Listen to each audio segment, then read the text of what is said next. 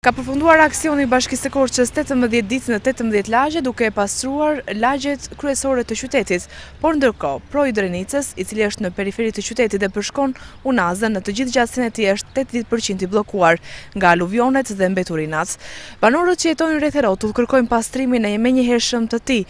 Ndërkohë, një tjetër kërkesë e banorëve është sistemi mbi rrugës që lidh Korçën me Tiranen. Siç mund të shihet edhe nga pamjet, ai paku që arrin të deportojë midis plehrave dhe aluvioneve është i ndotur madje bjerë të keqe. Proji është pothuajse tërësisht i bllokuar me një shtresë të trashëderi, në sipërfaqe të cilit ka mbir edhe bimësi. Janë të shumtë personat që kalojnë çdo ditë në këtë rrugë dhe u duhet të ndeshen me aromën e pakëndshme dhe baltën e këtij segmenti që lidh Korçën me fshatin Turanë dhe që ka nevojë urgjente për t'u sistemuar dhe për t'u bërë e kalueshme nga të gjitha mjetet. Ju bie shpesh rruga të kalonin në këtë rrugë? 5 herë në ditë.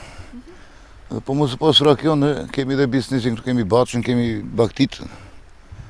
Këtu çerte mund na mbytën gjatë printe. Kështu ka qenë në këtë gjendje gjithmonë? Kështu ka qenë, po bën vite.